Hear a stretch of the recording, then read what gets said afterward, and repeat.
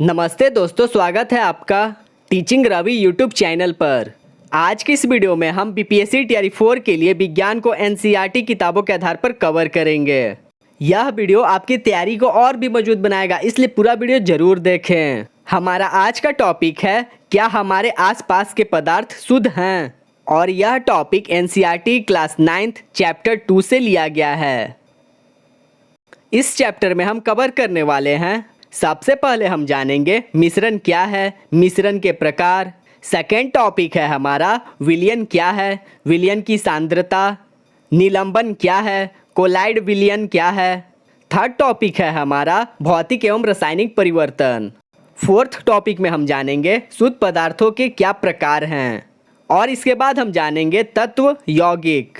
Video को पूरा जरूर देखें, नहीं तो आप ये सारे प्रश्न मिस कर देंगे जो एनसीईआरटी से लिया गया है। अगर आप ये सारे प्रश्न को कर लेते हैं तो दोबारा यह चैप्टर पढ़ने की ज़रूरत नहीं होगी, क्योंकि इस चैप्टर से जो इम्पोर्टेंट प्रश्न बन सकते थे उन सभी को कवर किया गया है। और टोटल 70 प्रश्न हैं, बेसिक से एडवांस सभी को कवर किया गया है। जिससे प्रश्न बनते हैं सिर्फ उसे ही कवर करेंगे। वीडियो को लाइक करें, शेयर करें और चैनल को सब्सक्राइब करना ना भूलें। और इस क्लास का पीडीएफ आप टेलीग्राम से प्राप्त कर सकते हैं। तो चलिए बिना समय गवाए शुरू करते हैं। अध्याय 2। इस वीडियो को देखने के बाद दोबारा आपको यह चैप्टर पढ़ने की ज़रूरत नहीं पड़ेगी, क्योंकि इस चैप्टर से जो इम्पोर्टेंट पॉइंट्स बन सकते थे एग्जाम के लिए, जिससे प्रश्न बनते हैं, उन सभी को कवर किया गया है। आप देख सकते हैं। सिर्फ आपका काम यही है कि जो पॉइंट हाईलाइट किया गया है वीडियो में, उसे अपनी कॉपी में लिखना और रिवीजन करना। फिर इसके बाद आपको यह टॉपिक पढ़ने की बिल्कुल भी ज़रूरत नहीं पड़ेगी। आप देख सकते हैं।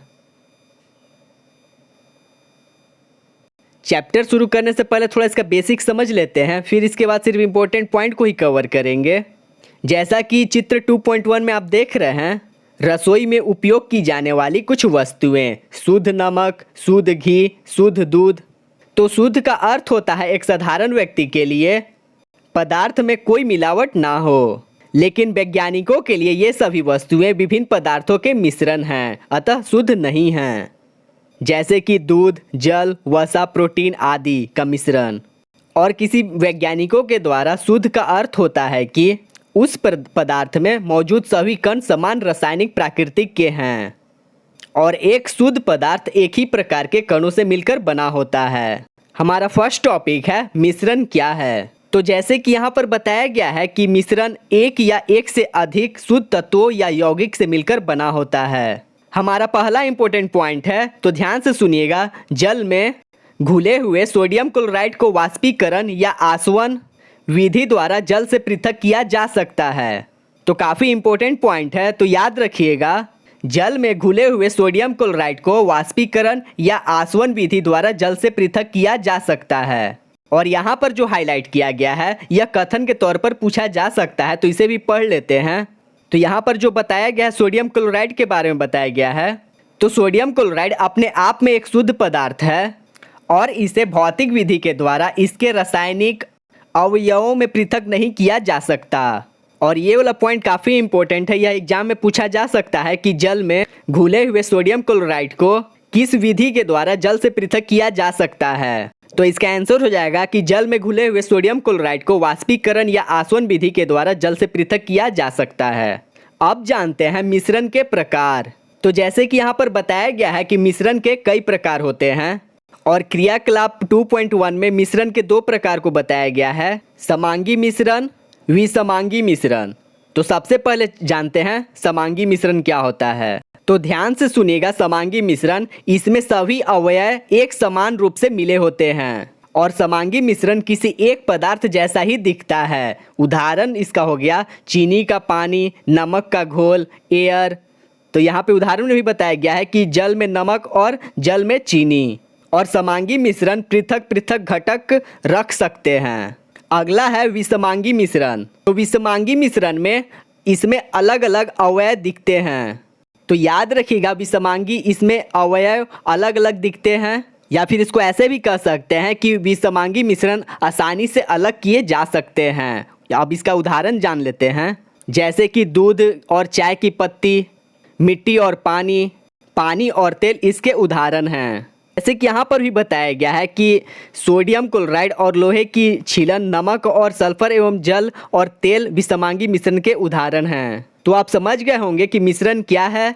मिश्रण एक या एक से अधिक शुद्ध तत्वों या यौगिक से मिलकर बना होता है। और इसके बाद हम लोगों ने जाना मिश्रण के प्रकार, और इसके बाद हम लोगों ने जाना समांगी मिश्रण, और इसके बाद विषमांगी मिश्रण। अगला हमारा पॉइंट निकल के आता है क्रियाकलाप 2.2 से।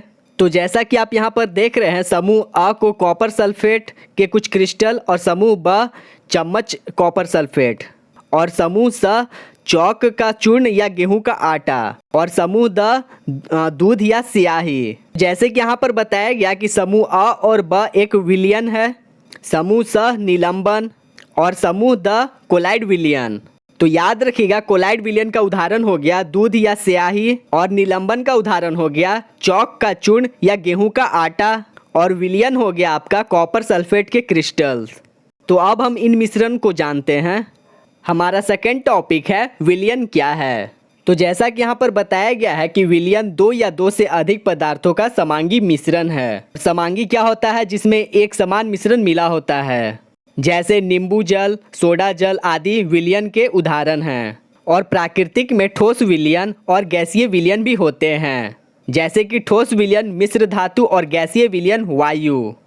तो याद रखिएगा कि विलयन एक समान मिश्रण होता है जिसमें पदार्थ पूरी तरह घुल जाते हैं। इसे छानने पर कोई ठोस भाग नहीं बचता। जैसे कि चीनी पानी, नमक पानी, नींबू पानी। अब जानते हैं मिश्र धातु। तो ये धातुओं के समांगी मिश्रण होते हैं जिन्हें भौतिक क्रिया द्वारा अवयवों में पृथक नहीं किया जा सकता। और विलयन को दो भागों में बांटा गया है। तो जैसे कि यहाँ पर बताया गया है कि किसी विलयन को दो भागों यानी विलायक और विलय में बांटा जाता है। अब जानते हैं विलायक और विलय क्या होता है। तो विलयन का वह घटक जो दूसरे घटक को विलय में मिलाता है उसे विलायक कहते हैं। तो याद रखिएगा कि विलयन का वह घटक जिसकी मात्रा दूसरे से अधिक होती है, जो दूसरे घटक को विलयन में मिलाता है उसे विलायक कहते हैं। अगला है विलय। तो विलयन का वह घटक जो कि विलायक में घुला होता है उसे विलय कहते हैं। तो आप विलायक को ऐसे याद रख सकते हैं कि विलयन का वह घटक जिसकी मात्रा दूसरे से अधिक होती है, जो दूसरे घटक को विलयन में मिलाता है उसे विलायक कहते हैं। और विलय को ऐसे याद रख सकते हैं कि विलयन का वह घटक जिसकी मात्रा कम होता है और जो विलायक में घुल जाता है उसे विलय कहते हैं। आप उदाहरण के द्वारा इसे अच्छे से समझ सकते हैं। तो फर्स्ट उदाहरण बताया गया है कि चीनी और जल का विलयन। तो इसमें चीनी विलय है और जल विलायक है। तो आप समझ गए होंगे कि विलायक जिसकी मात्रा अधिक होती है और दूसरा विलय जिसकी मात्रा कम होती है। अगला पॉइंट है हमारा, काफ़ी इंपॉर्टेंट है, इसे प्रश्न भी बन सकते हैं। तो प्रश्न बन सकता है कि आयोडीन और अल्कोहल का विलयन, इसको और किस नाम से जाना जा सकता है। तो याद रखिएगा इसे टिंचर आयोडीन के नाम से जाना जाता है। तो आयोडीन और अल्कोहल का विलयन जिसे टिंचर आयोडीन के नाम से जाना जाता है, इसमें आयोडीन विलय है और अल्कोहल विलायक है। और ये वाला पॉइंट तो याद ही रखिएगा, ये इंपॉर्टेंट है। आयोडीन और अल्कोहल का विलयन जिसे टिंचर आयोडीन के नाम से जाना जाता है। तीसरा उदाहरण है हमारा वात युक्त पेय जैसे कि सोडा जल, कोक इत्यादि तरल विलयन में गैस के रूप में है और इसमें कार्बन डाइऑक्साइड गैस विलय और जल विलायक है। तो इसको ऐसे याद रखिएगा कि सोडा जल, कोक, इसमें कार्बन डाइऑक्साइड गैस विलय है और जल विलायक है। फोर्थ उदाहरण है हमारा कि वायु गैस में मुख्यतः दो घटकों ऑक्सीजन 21% और नाइट्रोजन 78% का समांगी मिश्रण है और नाइट्रोजन को वायु का विलायक कहा जाता है। तो याद रखिएगा वायु गैस में गैस का विलयन है। यह मुख्यतः दो घटकों ऑक्सीजन 21% और नाइट्रोजन 78% का समांगी मिश्रण है और नाइट्रोजन को वायु का विलायक कहा जाता है। अब जानते हैं विलयन के गुण। तो विलयन एक समांगी मिश्रण है और विलयन के कण व्यास में इतने छोटे होते हैं कि इन्हें आंखों से नहीं देखा जा सकता और विलयन के कण व्यास में 1 नैनोमीटर होते से भी छोटे होते हैं। और यहाँ पर जो पॉइंट हाईलाइट किया गया है यह कथन के तौर पर भी पूछा जा सकता है, तो इसे याद रखिएगा। अपने छोटे आकार के कारण विलयन के कण गुजर रही प्रकाश की किरण को फैलाते नहीं हैं, इसलिए विलयन में प्रकाश का मार्ग दिखाई नहीं देता। अगला टॉपिक है हमारा विलयन की सांद्रता। तो जैसे कि यहाँ पर बताया गया है कि विलयन में पृथक पृथक मात्रा में विलायक और विलय पदार्थ होते हैं। तो विलयन की सांद्रता में अब हम जानेंगे संतृप्त विलयन, असंतृप्त विलयन और विलयन की सांद्रता। तो याद रखिएगा कि जब किसी ताप पर और अधिक घुलनशील पदार्थ नहीं घुलता है, संतृप्त विलयन कहते हैं। तो जैसे कि यहाँ पर भी बताया गया है कि निश्चित तापमान पर यदि विलयन में विलय पदार्थ नहीं घुलता है तो उसे संतृप्त विलयन कहते हैं। तो इसे ऐसे याद रख सकते हैं कि जब किसी ताप पर और अधिक घुलनशील पदार्थ नहीं घुलता, संतृप्त विलय कहते हैं, विलयन कहते हैं। अगला है असंतृप्त विलयन। तो याद रखिएगा कि जब घुलनशील पदार्थ की मात्रा कम होती है और घोला जा सकता है, असंतृप्त विलयन कहलाता है। तो जैसे कि यहाँ पर भी बताया गया है कि यदि एक विलयन में विलय पदार्थ की मात्रा संतृप्त से कम है तो इसे असंतृप्त विलयन कहा जाता है। या फिर इसे ऐसे भी कह सकते हैं कि यदि विलयन में विलय पदार्थ की सांद्रता संतृप्त स्तर से कम हो तो उसे असंतृप्त विलयन कहते हैं। तो इसे आप ऐसे याद रख सकते हैं कि असंतृप्त विलयन जब घुलनशील पदार्थ की मात्रा कम होती है और घोला जा सकता है, असंतृप्त विलयन कहते हैं। और एक निश्चित तापमान पर पृथक पृथक पदार्थों की विलयन क्षमता भिन्न होती है। अब जानते हैं विलय की सांद्रता। तो जैसे कि यहाँ पर बताया गया है कि विलायक की मात्रा यानी द्रव्यमान अथवा आयतन में घुले हुए विलय पदार्थ की मात्रा को विलयन की सांद्रता कहते हैं। तो आप इसे ऐसे याद रख सकते हैं कि विलयन की सांद्रता किसी विलयन में घुले पदार्थ की मात्रा कितनी है, उसे विलयन की सांद्रता कहते हैं। अब जानते हैं निलंबन क्या है। तो ध्यान से सुनिएगा कि ऐसा मिश्रण जिसमें ठोस कण तरल में बैठ कर तैरते हैं और समय के साथ नीचे बैठ जाते हैं। तो याद रखिएगा कि ऐसा मिश्रण जिसमें ठोस कण तरल में तैरते हैं और समय के साथ नीचे बैठ जाते हैं निलंबन कहलाता है। तो जैसे कि यहाँ पर भी बताया गया है, निलंबन एक विषमांगी मिश्रण है जिसमें विलय पदार्थ कण घुलते नहीं हैं बल्कि माध्यम की समष्टि में निलंबित रहते हैं। इसे आप ऐसे याद रखिएगा ना कि ऐसा मिश्रण जिसमें ठोस कण तरल में तैरते हैं और समय के साथ नीचे बैठ जाते हैं। अब जानते हैं निलंबन के गुणधर्म। तो याद रखिएगा यह एक विषमांगी मिश्रण है। निलंबन आंखों से दिखता है और यह प्रकाश को मोड़ता है यानी टिंडल प्रभाव, और समय के साथ कण नीचे बैठ जाते हैं। तो इसके 3 गुणधर्म जो हैं वो इम्पोर्टेंट है। इसे याद रखिएगा कि निलंबन आंखों से दिखता है, यह प्रकाश को मोड़ता है यानी टिंडल प्रभाव, और समय के साथ कण नीचे बैठ जाते हैं। और यहाँ पर बुक में जो निलंबन के गुणधर्म बताए गए हैं उसे भी जान लेते हैं। तो यह एक विषमांगी मिश्रण है। ये कण आंखों से देखे जा सकते हैं। ये निलंबित कण प्रकाश की किरण को फैला देते हैं जिससे उनका मार्ग दृष्टिगोचर हो जाता है, और जब इन्हें शांत छोड़ देते हैं तब ये कण नीचे की ओर बैठ जाते हैं और अर्थात निलंबन अस्थायी होता है। और अगले पॉइंट में बताया गया है कि जब सभी कण नीचे बैठ जाते हैं तो निलंबन समाप्त हो जाता है तथा विलयन में प्रकाश की किरण का प्रकीर्णन रुक जाता है। अगला टॉपिक है हमारा कोलाइडल विलयन क्या है। तो ध्यान से सुनेगा और याद रखिएगा कि कोलाइडल विलयन ऐसा मिश्रण जिसमें कण इतने छोटे होते हैं कि वे नीचे नहीं बैठते हैं और ये लंबे समय तक तैरते रहते हैं और प्रकाश को फैला सकते हैं। तो आप समझ गए होंगे कि कोलाइडल विलयन क्या है। कोलाइडल मिश्रण ऐसा मिश्रण जिसमें कण इतने छोटे होते हैं कि वे नीचे नहीं बैठते हैं और ये लंबे समय तक तैरते रहते हैं और प्रकाश को फैला सकते हैं। और बुक में जैसे बताया गया उसे भी पढ़ लेते हैं। तो जैसे कि यहाँ पर बताया गया है, कोलाइडल के कण विलयन में समान रूप से फैले होते हैं। निलंबन की अपेक्षा कणों का आकार छोटा होने के कारण यह मिश्रण समांगी प्रतीत होता है, लेकिन वास्तविकता में विलयन विषमांगी मिश्रण है, जैसे कि दूध। अगला इंपॉर्टेंट पॉइंट है हमारा, प्रकाश की किरण का फैलना टिंडल प्रभाव कहलाता है। तो याद रखिएगा, प्रकाश की किरण का फैलना टिंडल प्रभाव कहा जाता है और इसकी खोज टिंडल नामक वैज्ञानिक ने की थी। आप चित्र 2.3 में देख सकते हैं, ए और बी में कॉपर सल्फेट का विलयन टिंडल प्रभाव नहीं दर्शाता, जबकि दूध तथा पानी का मिश्रण प्रभाव दर्शाता है। तो याद रखिएगा, कॉपर सल्फेट का विलयन टिंडल प्रभाव नहीं दर्शाता और जबकि दूध तथा पानी का मिश्रण टिंडल प्रभाव दर्शाता है। और यहाँ पर कोलाइड्स के सामान्य उदाहरण बताए गए हैं। जैसे कि यहाँ पर बताया गया है कि द्रव और गैस का प्रकार एरोसोल, और उदाहरण हो जाता है इसका कोहरा, बादल, कुहासा। और गैस और द्रव फोम, शेविंग क्रीम। तो एक है परिक्षिप्त प्रवस्था और दूसरा है परिक्षेपण माध्यम, और उसके प्रकार और उसका उदाहरण दिया गया है। आप चित्र 2.4 में देख सकते हैं टिंडल प्रभाव, और सारणी 2.1 कोलाइड्स के सामान्य उदाहरण है, तो इसे याद कर लीजिएगा। अब जानते हैं कोलाइड के गुणधर्म। तो जैसे कि यहाँ पर बताया गया है कि यह एक विषमांगी मिश्रण है, और कोलाइड के कणों का आकार इतना छोटा होता है कि ये पृथक रूप से आंखों से नहीं देखा जा सकता, और ये इतने बड़े होते हैं कि प्रकाश की किरण को फैलाते हैं तथा उसके मार्ग को दृश्य बनाते हैं। तो कोलाइड के गुणधर्म में मोटा मोटा यह याद रखिएगा कि बहुत छोटे कण होते हैं जो आंखों से नहीं देखे जा सकते, ये भी टिंडल प्रभाव दिखाते हैं और नीचे नहीं बैठते हैं। अगला इंपॉर्टेंट पॉइंट है हमारा कोलाइडल विलयन परिक्षिप्त प्रवस्था और परिक्षेपण माध्यम से बनता है। तो इसे याद रखिएगा कि कोलाइडल विलयन परिक्षिप्त प्रवस्था और परिक्षेपण माध्यम से बनता है।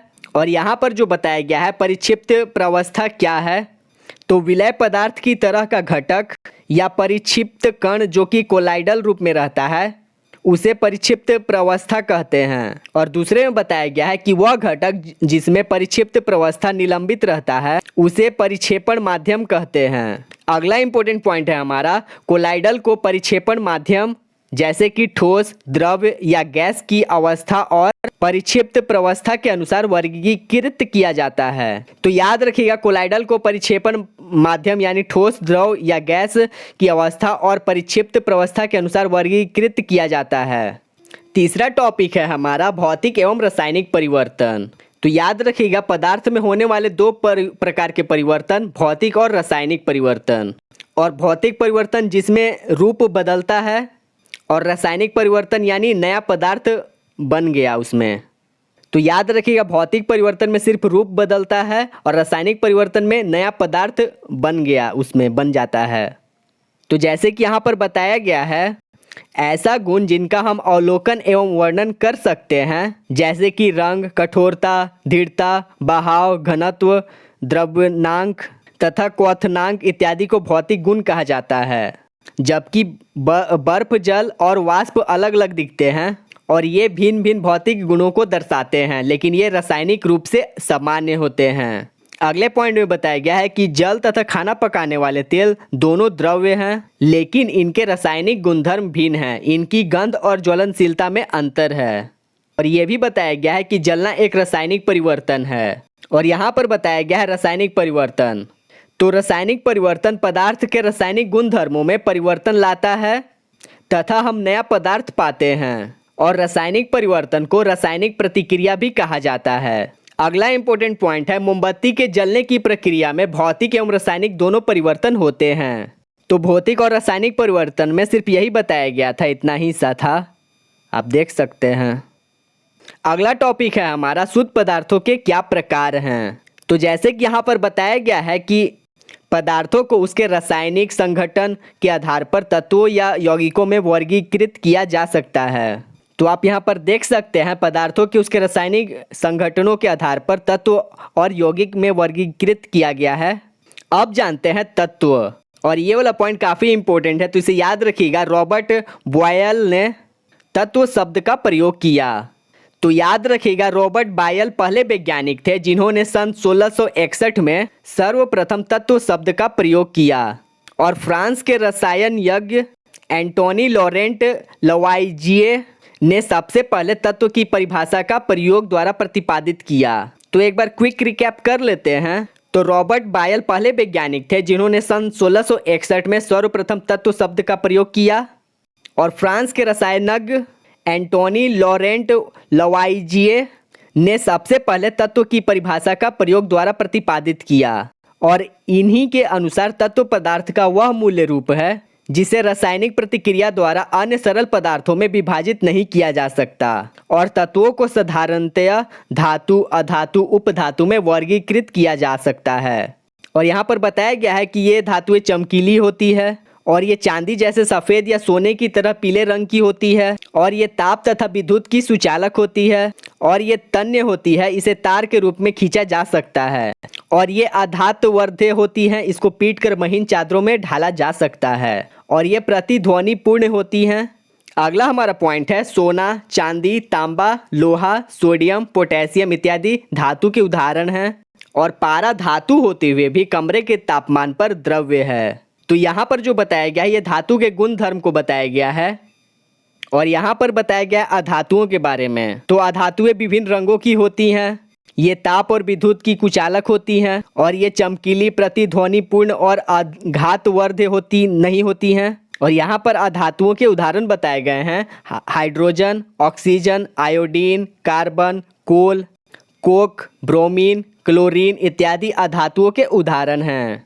अब जानते हैं अपधातु, जैसे कि कुछ तत्व धातु और अधातु के बीच के गुणों को दर्शाते हैं जिसे अपधातु कहते हैं। जैसे कि उदाहरण हो गया इसका बोरान, सिलिकॉन, जर्मेनियम।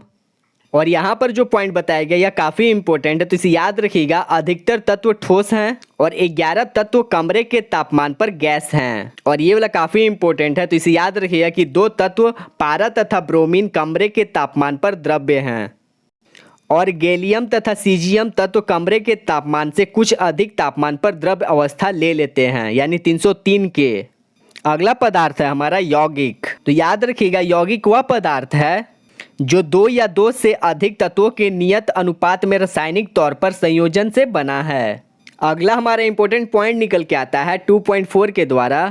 तो जैसे कि यहाँ पर बताया गया है कि समूह 1 तो लोहे के चूर्ण और सल्फर के पाउडर को पीस कर मिलाते हैं तो जो प्राप्त गैस है वो हाइड्रोजन है। यह रंगहीन और गंधहीन और ज्वलनशील है। अगला इंपॉर्टेंट पॉइंट है लोहे के चूर्ण और सल्फर पाउडर को पीस कर मिलाते हैं और मिश्रण को तीव्र ताप पर लाल होने तक गर्म करते हैं तो जो प्राप्त गैस होगा हाइड्रोजन सल्फाइड होगा। यह रंगहीन गैस है और इसकी गंध सड़े हुए अंडे जैसी है। तो इसे पॉइंट को याद रखिएगा कि लोहे के चूर्ण और सल्फर पाउडर को पीस कर मिलाते हैं तो प्राप्त गैस हाइड्रोजन प्राप्त होगा। यह रंगहीन, गंधहीन और ज्वलनशील है और इसी को लोहे के चूर्ण और सल्फर पाउडर को पीस कर मिलाते हैं और मिश्रण को तीव्र ताप पर लाल होने तक गर्म करते हैं तो जो हमें प्राप्त गैस होगा वह हाइड्रोजन सल्फाइड होगा। यह रंगहीन गैस है और इसकी गंध सड़े हुए अंडे जैसी है। तो याद रखिए सड़े हुए अंडे जैसी गंध हाइड्रोजन सल्फाइड की है। सारणी 2.2 मिश्रण तथा यौगिक। तो इसे आप पढ़ लीजिएगा वीडियो पॉज करके। तो इसी पॉइंट के साथ हमारे यह चैप्टर कंप्लीट होता है। अब चलते हैं प्रश्नों की ओर। जो इम्पोर्टेंट था वो आपको बता दिया गया।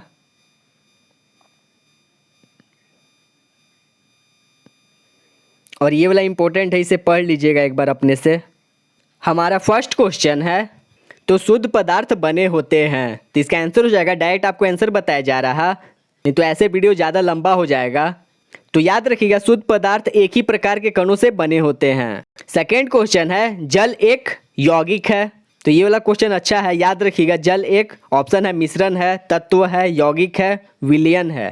तो याद रखिए जल एक यौगिक है। और मिश्र धातु, तो इसका आंसर हो जाएगा ए, समांगी मिश्रण है। तो याद रखिएगा मिश्र धातु समांगी मिश्रण है। फोर्थ क्वेश्चन है हमारा विलयन के कण का व्यास होता है। तो इसका आंसर हो जाएगा ए, 10⁻⁻m। पांचवा हमारा क्वेश्चन है समुद्र का जल एक मिश्रण है। क्वेश्चन नंबर 6 विलयन में प्रकाश का मार्ग, इसका आंसर हो जाएगा बी, दिखाई नहीं देता। तो याद रखिएगा कि विलयन में प्रकाश का मार्ग दिखाई नहीं देता। सातवां हमारा क्वेश्चन है कि दिए गए निश्चित ताप पर यदि विलयन में विलय पदार्थ नहीं घुलता है तो इसे कहते हैं। तो इसका आंसर हो जाएगा ए, संतृप्त विलयन। तो याद रखिएगा कि यदि विलयन में विलय पदार्थ नहीं घुलता है तो उसे संतृप्त विलयन कहते हैं। आठवां हमारा क्वेश्चन है वायु गैसों का, ए हो जाएगा ऑप्शन, मिश्रण है। तो याद रखिए वायु गैसों का मिश्रण है। नौवां क्वेश्चन है हमारा विलयन पदार्थ की वह मात्रा जो दिए गए ताप पर संतृप्त विलयन में उपस्थित है कहलाता है। तो इसका आंसर हो जाएगा घुलनशील। 10वां हमारा क्वेश्चन है कि विलायक तथा विलयन विलय के संयोग से बनता है। तो इसका आंसर हो जाएगा सी, विलयन। तो याद रखिएगा विलायक तथा विलय के संयोग से बनता है विलयन। जल में चीनी का मिश्रण है। तो याद रखिए जल में चीनी का मिश्रण समांगी मिश्रण। 12वां हमारा क्वेश्चन है गैसीय विलयन का उदाहरण है। तो इसका आंसर हो जाएगा वायु। 13वां हमारा क्वेश्चन है निलंबन है, तो इसका आंसर हो जाएगा विषमांगी मिश्रण है। यदि एक विलयन में विलय पदार्थ की मात्रा संतृप्त से कम है तो इसे कहते हैं, तो इसका आंसर हो जाएगा बी, असंतृप्त विलयन कहते हैं। तो याद रखिएगा, यदि एक विलयन में विलय पदार्थ की मात्रा संतृप्तता से कम है तो इसे असंतृप्त विलयन कहते हैं। क्वेश्चन नंबर 15, टिंचर आयोडीन एक विलयन है। सोडियम जल में कार्बन डाइऑक्साइड एक विलय है, तो याद रखिएगा। क्वेश्चन नंबर 16 है, सोडा जल में कार्बन डाइऑक्साइड एक विलय है। 17वां हमारा क्वेश्चन है कि निम्नलिखित में से कौन टिंडल प्रभाव को प्रदर्शित करता है, तो नमक का घोल, दूध, कॉपर सल्फेट का विलयन और स्टार्च विलयन। तो इसका आंसर हो जाएगा दूध। दूध में टिंडल प्रभाव को प्रदर्शित किया जाता है। 18वां हमारा क्वेश्चन है, एरोसोल का उदाहरण है, तो एरोसोल का उदाहरण हो जाएगा कोहरा, जो आपको सारणी में बताया गया था, तो उसे याद कर लीजिएगा।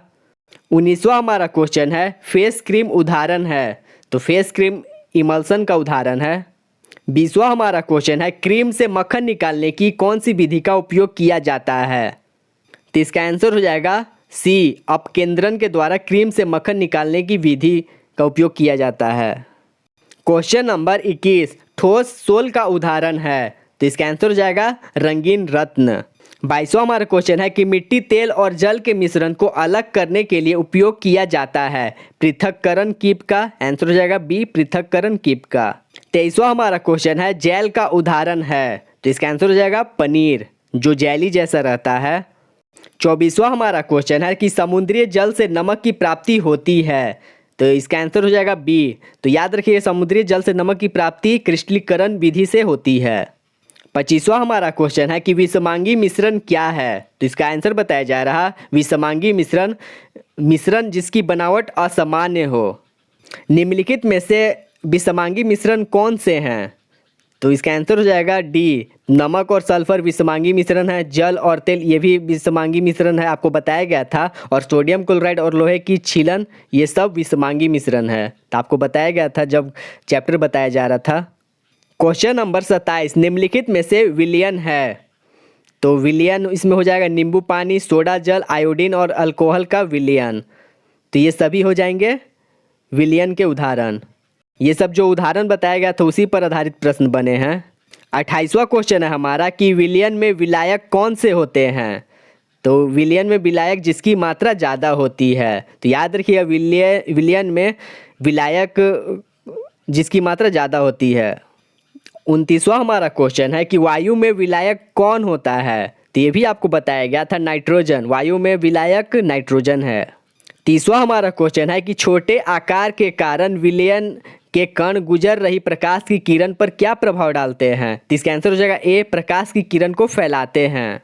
क्वेश्चन नंबर 31, सांद्र विलयन की तुलना में तनु विलयन में विलय की मात्रा कितनी होती है, तो इसका आंसर आपको बताया जा रहा है कम होती है। तो याद रखिए, सांद्र विलयन की तुलना में तनु विलयन में विलय की मात्रा कम होती है। 32वां हमारा क्वेश्चन है कि विलयन की सांद्रता किसे कहते हैं, तो इसका आंसर हो जाएगा विलयन की मात्रा में घुले विलय की मात्रा और विलायक की मात्रा में घुले विलय की मात्रा, तो इसका आंसर हो जाएगा सी।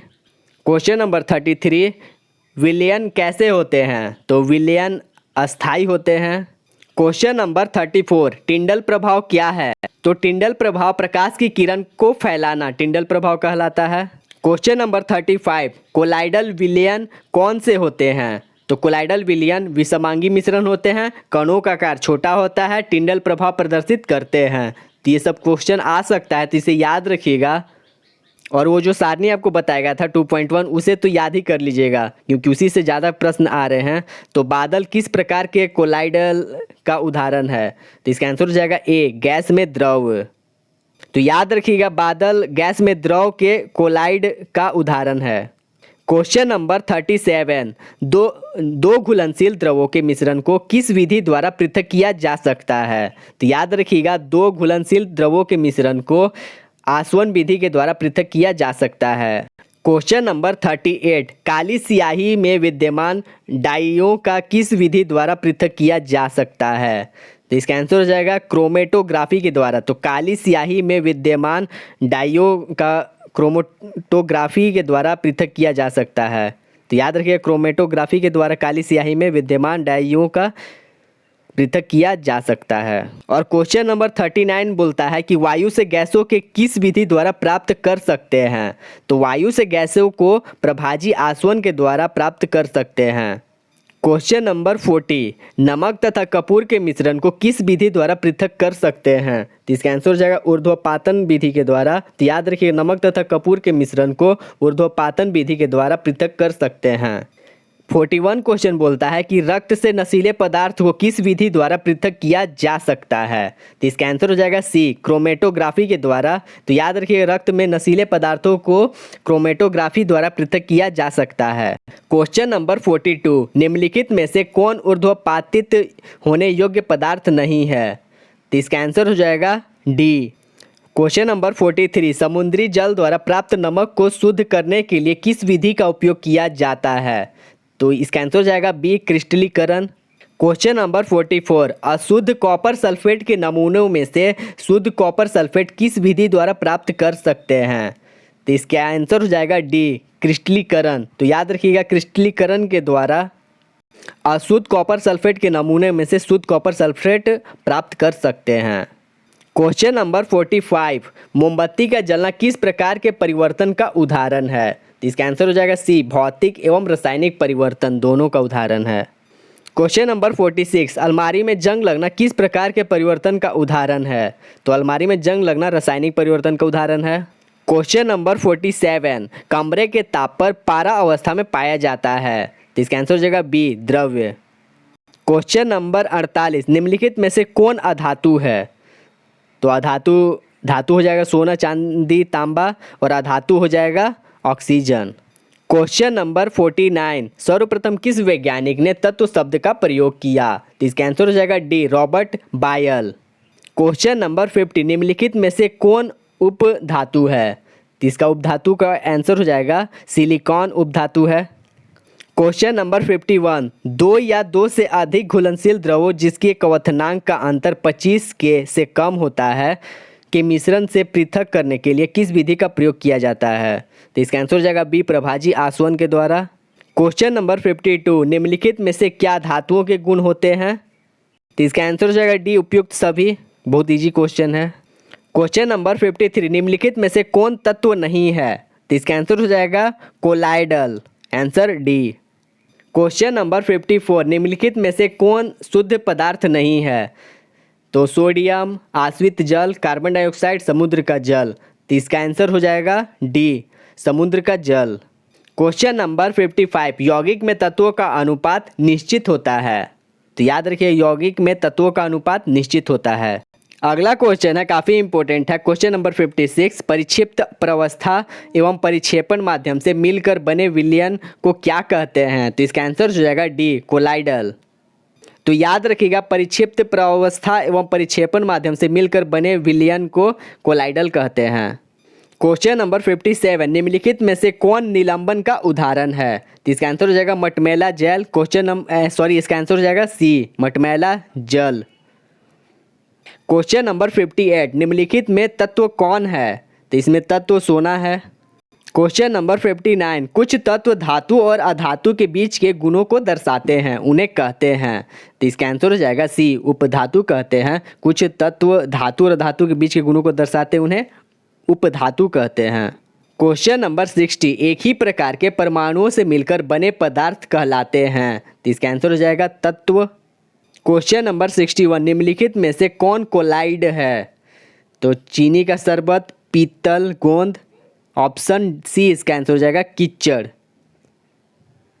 क्वेश्चन नंबर 62 एक से अधिक तत्वों के निश्चित अनुपात में संयोग से क्या बनता है। तो यौगिक बनता है। तो याद रखिए एक से अधिक तत्वों के निश्चित अनुपात से संयोग से यौगिक बनता है। क्वेश्चन नंबर 63 निम्नलिखित में से कौन सा अधातु कमरे के तापमान पर द्रव अवस्था में पाया जाता है। तो इसका आंसर हो जाएगा ब्रोमीन। क्वेश्चन नंबर 64 निम्नलिखित में से किसे कणों को छीलने की विधि द्वारा मिश्रण में से पृथक कर सकते हैं। तो इसका आंसर हो जाएगा बी निलंबन। 65वां हमारा क्वेश्चन है कि जांच प्रयोगशाला में रक्त और मूत्र के जांच में किस विधि का प्रयोग किया जाता है। तो इसका आंसर हो जाएगा क्रोमेटोग्राफी का प्रयोग किया जाता है। तो याद रखिएगा कि जांच प्रयोगशाला में रक्त और मूत्र के जांच में क्रोमेटोग्राफी का प्रयोग किया जाता है। क्वेश्चन नंबर 66, निम्नलिखित में से कौन मिश्रण है। तो इसका आंसर हो जाएगा डी, दूध। अगला क्वेश्चन है हमारा कि निम्नलिखित में से समांगी मिश्रण है। तो इसका आंसर हो जाएगा सी, जल में नमक का मिश्रण। तो जल में नमक का मिश्रण समांगी मिश्रण है। क्वेश्चन नंबर 68, कमरे के तापमान पर गैसीय अवस्था में पाए जाने वाले तत्वों की संख्या है। तो इसका आंसर हो जाएगा 11। आपको बताया गया था कि कमरे के तापमान पर गैसीय अवस्था में पाए जाने वाले तत्वों की संख्या 11 है।